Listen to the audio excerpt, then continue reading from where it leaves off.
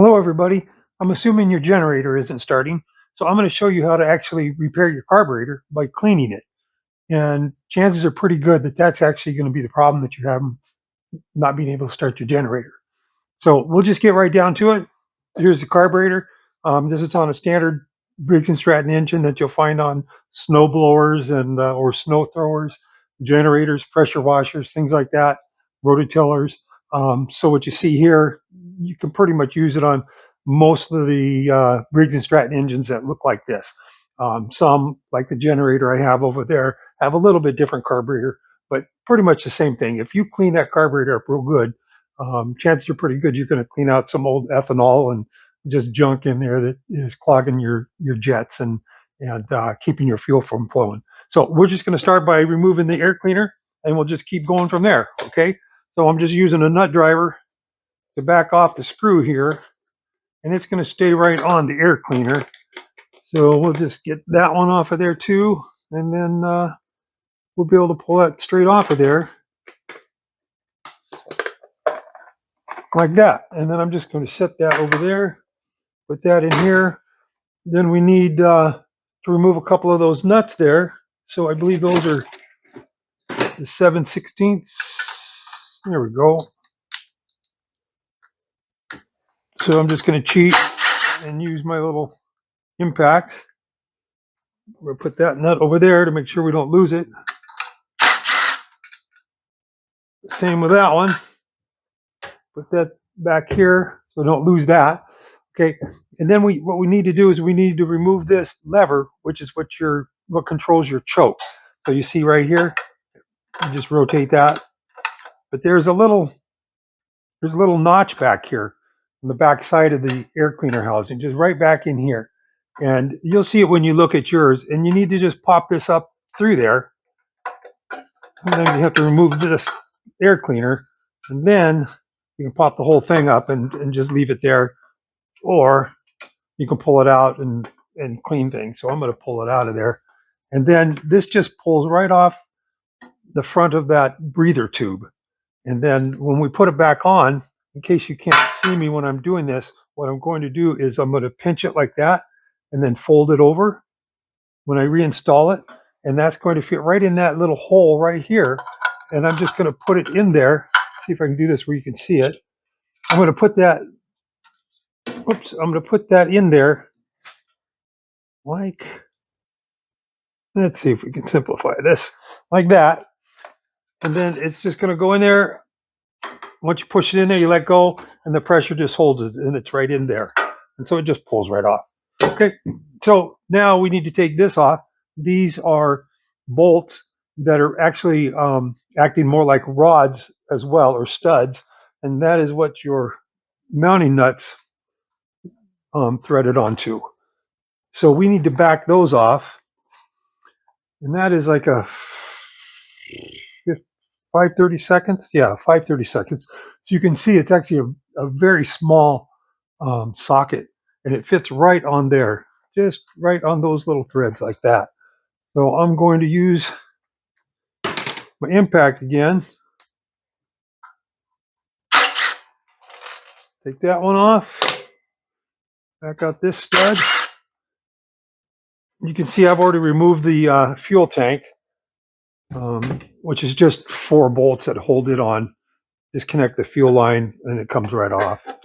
So I left this part of the fuel line on. Okay, so now we have it disconnected. Now we have a wire here and a rod. That wire is actually your governor spring. So that controls your engine and keeps it at the speed that it needs to when you're demanding power out of it. This here is your throttle control rod. So that controls your throttle. So what we need to do to get those off there, because they're hooked, we just need to twist the carburetor a little bit like this. And then they slide out of their little holes. Usually. There we go. All right.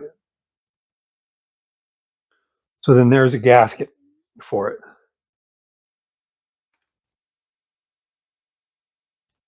So what I'm going to do is I'm going to put this little bucket right here, and hopefully you can see the carburetor. And so then what I'm going to do with the carburetor is I'm going to back these screws out. So what we're going to do is we're going to remove this, what we call a float bowl. And inside there is a little round donut shaped float. And it bounces up and down here. When it's empty of fuel, it opens up and allows fuel to come in through here. Fuel goes in here, that float goes up and shuts off the fuel, just like it does in the back of the tank of a toilet. The float comes up, shuts off the water. This does the exact same thing. It just shuts off the fuel. So as you use the fuel, the flow goes down, allows more fuel to come in. So that's usually where your problem is that little needle that closes that hole off that allows fuel in there, that gets stuck from the ethanol and just junk, and it gets stuck in a closed position. So once your engine uses up all that fuel that's in the float bowl, if it's stuck here, it won't allow any more fuel to come in. So we need to get in here. We need to open this up. We're going to turn it over. We're going to clean all the little parts in there, which there aren't many, and they're easy to clean. We're just going to get all the ethanol off of them, and then once we do that, we're going to put it back together again, and it's as simple as that. But we have to be aware of what we're cleaning. So on this back side, well, that's your throttle. That's what you're called your throttle butterfly valve. And on the inside of that, just right on this side, see if we can get the light to reflect off it. That's a really important part because right on the inside of that, when I open that up, we can get some light on it. Not sure how we can do that, but there's some holes just right on the side of it. Just right inside of here. And there's 4 of them. And we have to poke those holes. We have to poke the old gas and ethanol out of there. And I do it with an E guitar string. It's a nice, really strong steel wire that will get in there and it won't break on you. And it'll actually bend around to get into all the little holes that you need. So we're going to use that here in just a moment after we get this thing torn apart. So we're going to first just back off these screws. You'll either have screws holding your float bowl on, and darn near every carburetor out there has a float bowl. So we're either going to back the screws off like we're going to on this one, or they'll have a little attachment nut, a little retainer nut right here, or they'll have a big solenoid just hanging down, and that's an emergency shut-off solenoid or a shut-off solenoid, so the fuel doesn't keep running into your carburetor. And typically you'll see those like on a riding lawnmower. So when you get off the riding lawnmower, that solenoid closes, so the engine won't run when you're not on the your riding mower. So we'll just go ahead and take this guy off. We can use a Phillips or a flat bit screwdriver. Typically a flat bit screwdriver works good because you can get in there and loosen it a lot easier. So we're just going to back that one off a little bit. And can you see that? Okay. And then we're going to back the other one off.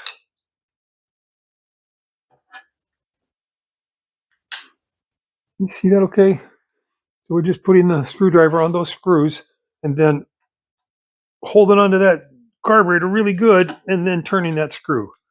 Yeah. Then we'll just back it off, hold on to this float bowl, hold on really good, and I'm going to get a smaller screwdriver now to make the work a little easier. But we want to make sure that we hold this whole thing together for a moment because parts can fall out. And it's really important to know on this one, there's a spring right here. So if I let go, that spring wants to push this float bolt off. So you see the bucket I have here? That's the reason for this, is that if anything falls out of here, it'll actually fall into this bucket. But it won't be taking care of a spring that flies off yonder. So we want to be really careful of that. So we'll just go ahead and back these screws off. And I'm going to leave those screws right in there.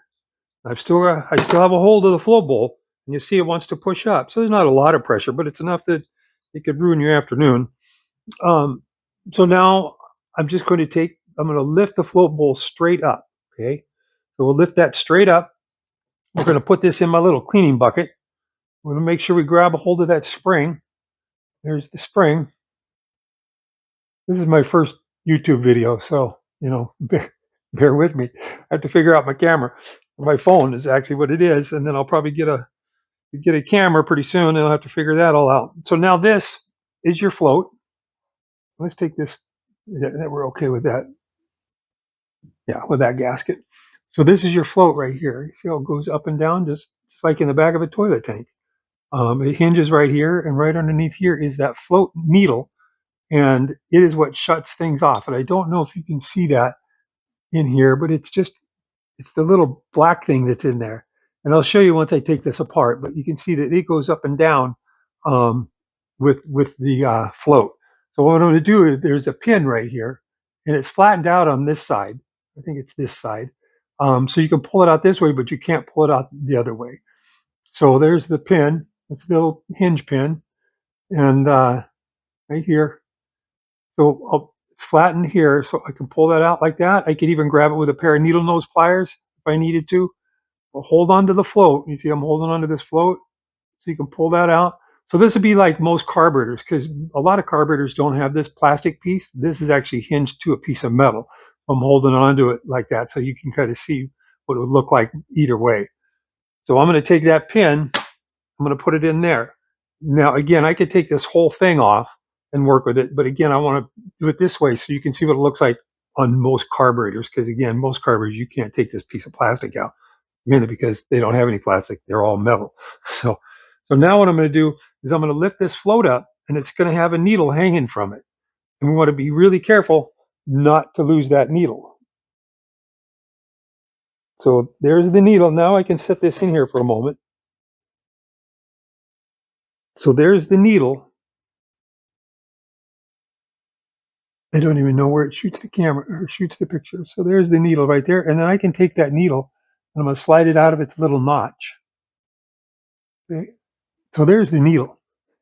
That right there will cause everybody a problem. You know, anybody has a carburetor in their car or in their tractor, piece of equipment, lawnmower, riding mower, generator, weed whacker, whatever it might be, and a 4-stroke motor, that needle right there is what lets all the fuel in or keeps it from coming in. Typically, there'll be gunk on there, especially if you have ethanol in your fuel. There'll be ethanol just sort of dried on there and caked on there and dried like honey, like a hard dried honey. And it all starts out as fuel, and then it turns to a sticky honey, and then it dries and becomes hard and becomes real difficult to clean. So there's the float, there's the needle. We're going to set them aside. And then typically most carburetors would end up looking like that, this all being cast metal in here.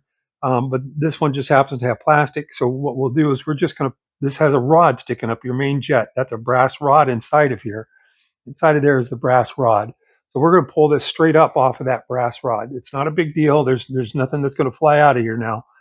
So we just want to just lift that straight up. There's a brass jet right inside of there. A little brass jet, and it's held in there from this side with a rubber O-ring. So you actually drop that little jet down inside of here, and then it snaps in place with that rubber O-ring. So I'm telling you that because if you mess around with this thing like this and bounce around, chances are it might fall out. So that's another reason why to try to do all your work right over top of a little cleaning basket, you know, so that way you don't lose anything. It all just drops right in here. So what we need to do is we're going to use, well, I've got some right here, but basically what I use, it's over there, is brake clean. And in fact, I'm just going to go grab the can, excuse me. And I use brake clean rather than carburetor cleaner, simply because it's more of a universal cleaner for me in my shop. I work on all sorts of equipment and vehicles and tractors and whatever else. So I'm not always just working on carburetors. The carburetor cleaner is pretty harsh, so and so is the brake cleaner, but this is just more universal. So what we want to do is there's holes. There's a lot of little holes in here. So there. We need to clean all those holes. And then also in this jet, in the side of that jet, might be able to see them. There's a little, I think there's three. There's 3 holes in the side of it. And it's drilled into 3 different spots. You have 3 here, and 3 there. Plus you have a hole right down the shaft of this jet, a little brass tube. all of those need to be poked out with my guitar string. Now you might have something like this, a universal set of carburetor cleaning rods and brushes, and that works too. But sometimes, like this one, that's the smallest one, and a guitar string is about 1/3 of that size. And this won't get into all of the jets. It won't even get into that main jet there, but that guitar string will, and it won't break on you. It'll bend if you need it to bend, but it has a good memory. It bounces, springs right back. So what I'm going to do is I'm just going to find every little hole that I can find, and I'm just going to take this guitar string and I'm just going to poke it down in there and make sure everything is freed up in there. So here's another one. Just get in there and clean it out real good. And then this one you can get in so far, and then there's a brass fitting down in there, a brass jet, and you have to get inside of that, and it's a really tiny hole, so it's a lot like, see, there we go, now it's in there. That'll go much further. And it's like threading a needle. It just, some of them could be difficult depending on your eyesight and your fingers. Right now my hands for some reason are a little shaky, probably a little hungry, maybe getting that time of day. Yeah, there's another one. Another one. Some of these won't go very far, but you still have to get in there and try to poke anything out of there that might be in there. And that's actually just the rod there for the choke valve. So that takes care of those, and then you have to get in and you have to poke these holes, and you can see you put it in one side, it comes out the other side, but that'll only do it on those two. So you get this side and that side, so that's two sides. And then see if I can get this one. Okay, but then we still have this one to do. So we still have this one right here to do. So we just get in there and we poke those.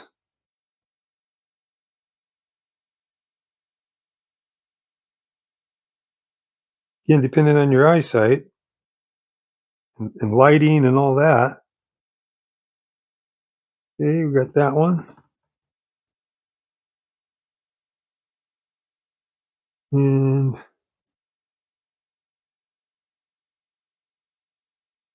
boy, I can't get that one.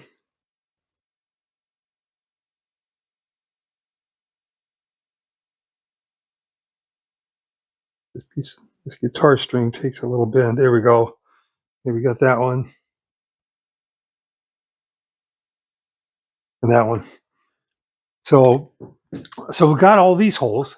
And then what we need to do is we need to turn it around, and let's see, we need to go to the throttle side.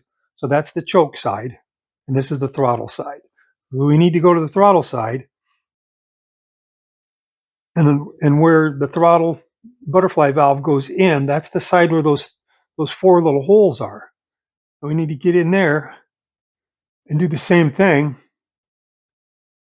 and poke those holes.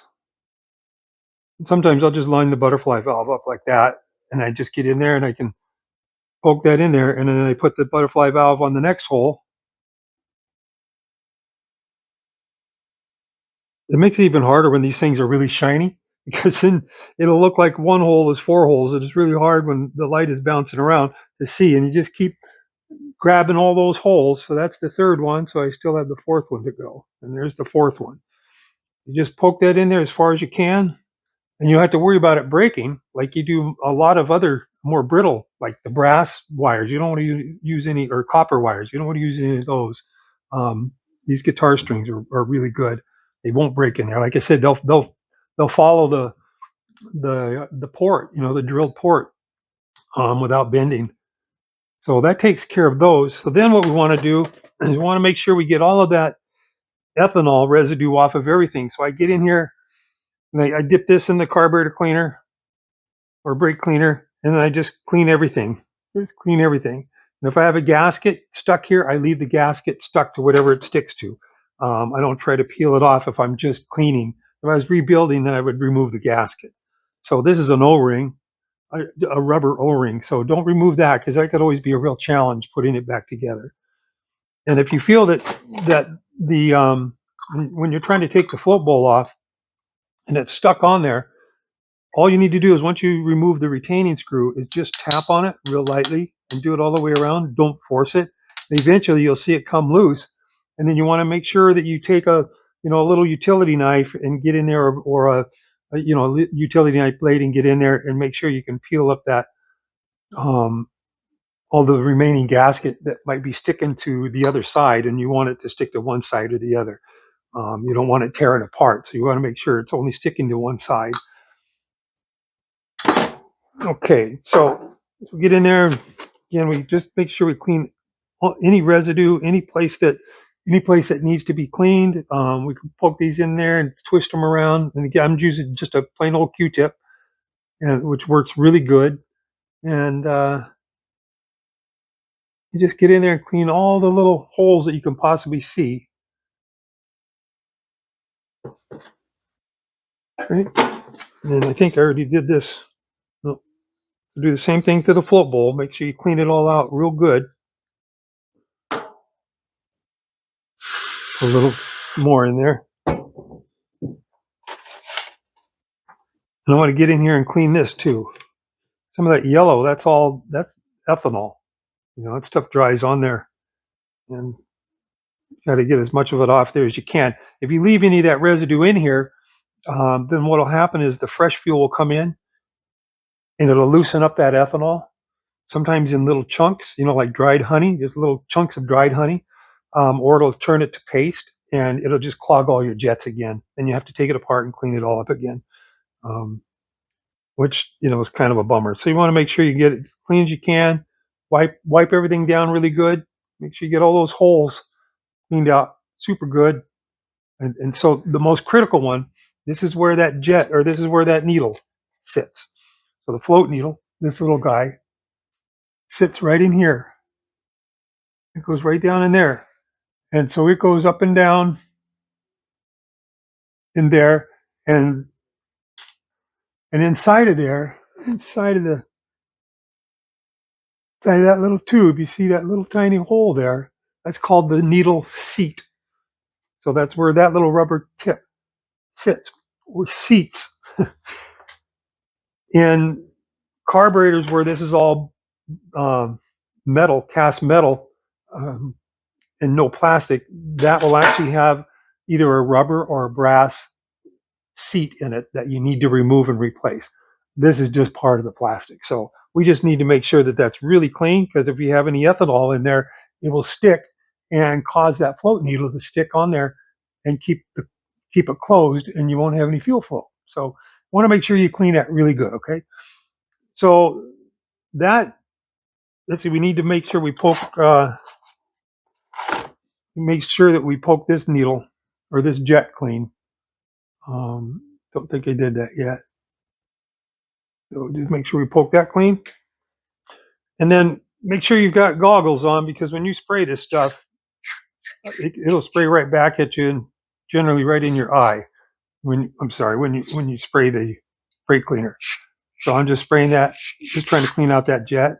And I'm going to spray, I might as well just do it right over top of the little tub here. I'm just spraying it all down now, clean it all up. Spray out the float bowl. I'll spray out the float bowl as well. Make sure that jet stays in there. So again, I was just cleaning that off, and make sure I spray out that seat really good. And I'm spraying out that main jet. And I'm going to spray off the carburetor.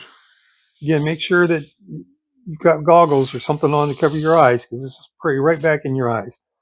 And you want to get those right in the hole. You want to get that right in the hole, because that pressure will spray all that gunk out of the jet. So you want to get that in there and let it, force some of that stuff out of there. And it should be able to go, once you spray it in there, it should come out somewhere else in the carburetor. You don't always know where it's going to come out, so you got to be careful where it's shooting. If you can see that. So that's what you want to be careful of. But that's a really good sign that there's no junk in there. So that's part of the main inlet. Okay. So then I want to get in here and I want to also spray those holes that we cleaned out earlier. Again, you gotta watch your eyes. You see it's just spraying them right out.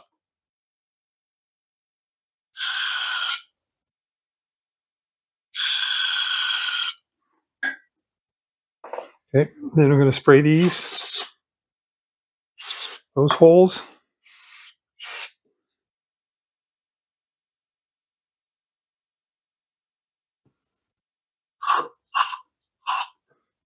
Oops, probably can't see that. There we go. Okay, so I have all my parts in here. Okay, so I'm just going to start pulling from those parts. I'm going to start putting this thing back together again. So what we want to do is we're just going to turn this carburetor upside down. And we want to just do this right over top of our little cleaning tub. Now remember, this is the inlet for your fuel right there. And that inlet is, matches up with that hole right there, your float needle. And that corresponds with this hole right there. And there's just a little bump right there. And that little bump lines up with the hole where the fuel comes in. So it's hard to put this on wrong. So what I'm going to do is I'm going to line that up close to that hole. But even if I get it wrong, I just twist it a little bit and it'll just drop right into place. Okay. So that's a kind of a no-brainer. Then I'll go ahead and set this right there. And we're going to look for that spring. So the spring is there. The float is right here. So we've got the float and the pin. And remember, this has a fat side on it, and that's going to go in like that. So we're going to put that needle on there, and then we're going to drop this on there like that. And we're going to set that, align the needle, and then we're just going to line the hinge pin up. Okay. So I'll grab the needle. So here's the needle, and there's a little slot for the tip of it to slide into. So I'm going to slide that into that slot. Okay. And then generally, when I do this, I keep the float tipped back like that, or tipped up like that in the front. That way the needle drops to the back of that slot. So as I'm moving it around, I always know it's going to stay in there because it enters from the front of the slot. So if I tip this way, it's going to fall out of the slot. So this way I can move it around and I can get it lined up with the hole that it goes into.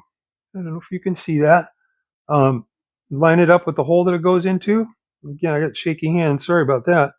And so I get it lined up, but I can still thread a needle. Okay, that's the flat spot. So we're going to switch that around. And we're just going to make sure that the needle is in the hole there, and it's in the hole. We got this lined up, the needle and the float, and boom, that's together. Okay. So now that part is back together again. Got our pin in there. This is set. This is seating real good where it's lined up with the inlet. So there's where the float needle is, and there's your fuel inlet. So then we need to put this back on, but we need to put the spring back on first. Remember the spring? So we're going to set the spring in there, and we should just do this right over top of our bucket in case it falls. I tell you, when things hit the shop floor, they'll bounce around. And then I'm going to push this down nice and straight. Okay. And then I'm going to push it down, and I'm going to hold it there until I get a screw in there. Okay. So I'm going to hold that down nice and secure. There we go. And then I'm going to line that up, and I'm going to get a screw in there to hold this thing together. So if I sneeze or something, things aren't going to go flying all over the place. So I'm going to grab my Phillips screwdriver. See if we can't get that screw started a little better. There we go. Okay, I'm still going to keep pressure on that spring because I want to keep the float bowl and its little housing and all that nice and flat again where it's supposed to be. I'll put the other screw in there, and then I'll just go ahead and snug it down. So they're both just just basically finger tight, just barely. And then what I want to do is I like to make sure everything feels, seated and centered and things like that. So now that I feel good about that, I like the placement of it. It feels like everything's flat. That gap is even all the way around. So I know that float bowl is closing all the way. And so then I'm going to tighten one down, not real tight, just make it nice and snug. And then do about the same on the other side. So those screws are good and snug. Now I can't get them real tight with that screwdriver. So I'm just going to do it right here with the flat tip because I can get it a little tighter in that slot. So I'll just give it about 1/8 of a turn. That tightens that side. And then I'll give this one 1/8 of a turn too. You have to be real careful because it's easy to slide the screwdriver off there and end up, stabbing yourself somewhere in here. And it happens all the time, um, especially if you're a carpenter or a drywaller and you're using screws. They tend to go into your fingers quite often. So anyways, I want to make sure I've got this gasket. So I've got this gasket right here. It's ready to go.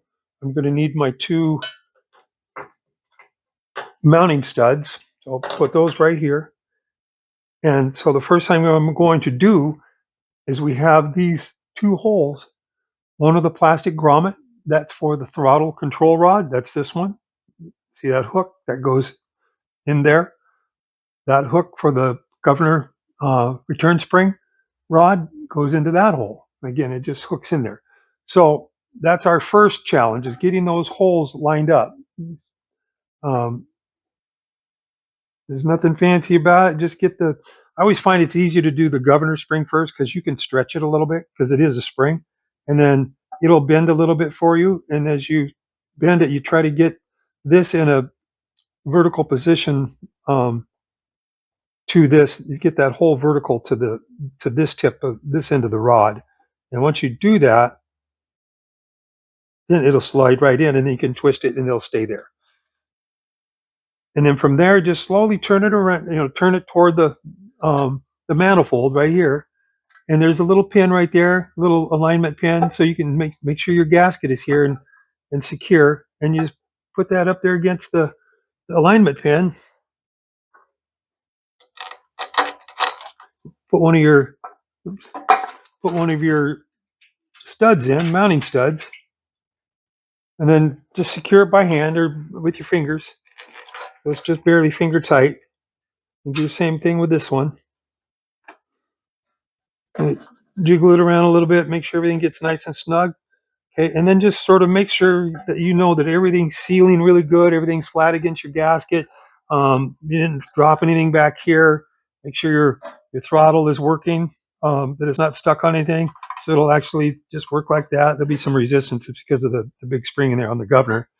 And once you feel good about that, don't use your impact gun to tighten this because you could break it.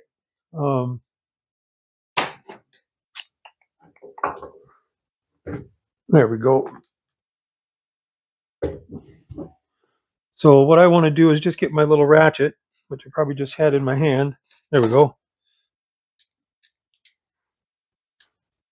We're going to just use the socket because again, the impact gun, it's really hard on these mounting screws when it's just threading into aluminum. This is just an aluminum housing, aluminum block. So these little impact guns can put a lot of power to one of these bolts, and you could strip it really fast. So I just like to go nice and make it nice and snug. So I know it's flattening out that gasket, so it's nice and snug. About the same, and then I go about 1/8 of a turn, and maybe not even that, maybe a 1/16 of a turn. And you can feel it gets nice and tight there. You don't feel like it's stripping anything out. Now your carburetor is mounted. Now we have to just put on the air cleaner and this guy. So this is probably the trickiest part of this whole thing, is getting all of these lined up. And I've done it many times, but I don't know why. I either forget to put the gasket back on, and then for some reason it's always a challenge to get that hole lined up and all that. So it's always fun. Okay, so now what we'll do is we will take this guy, make sure that's all the way over, that's lined up with the notch. There we go. So it comes out a little bit. There. So now we'll put the mounting nuts on there. And this I don't mind doing with the impact because I can control the speed on this. But it's easy to get out of hand on when you're mounted it in that aluminum.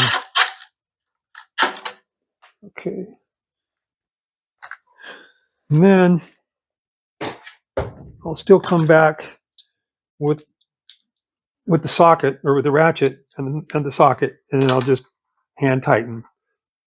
So again, snug it up real good, and then an eighth of a turn or 16th of a turn. So then we have this little tube. Let's see, I don't know if you can see it. It's right here. Okay.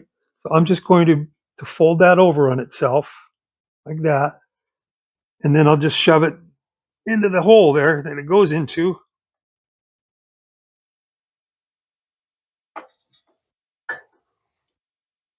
And there it is. So now we want to make sure that our choke works. So that's opening and closing. The throttle, that's working.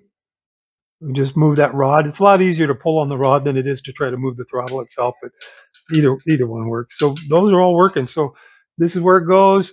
You just put the fuel tank back on and plug it in. Maybe change your filter at the same time. I take the fuel tank off because, as you can see, you need to get in here. And if you're trying to work in there, that's all under the fuel tank.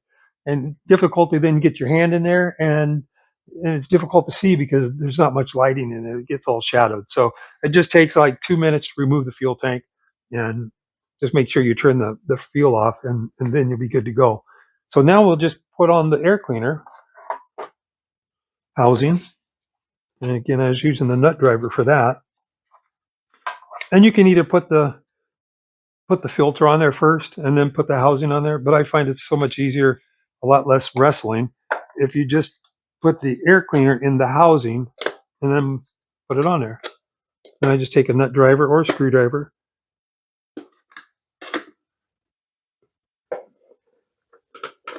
and tighten these down to secure it.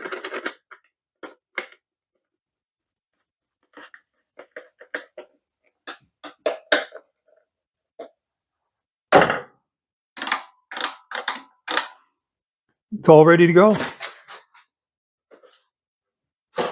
That's it.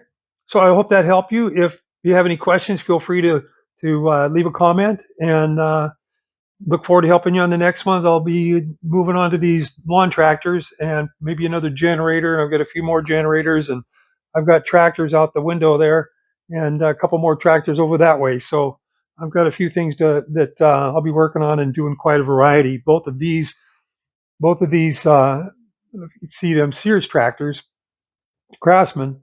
I'll be fixing those here pretty soon, just basically doing a whole rehab on both of them, going through the carburetor, the ignition, replacing the starter on one of them. I'm not sure what all they both need yet. So those will be coming up too. So anyways, I hope you have a great afternoon. Take care. Bye.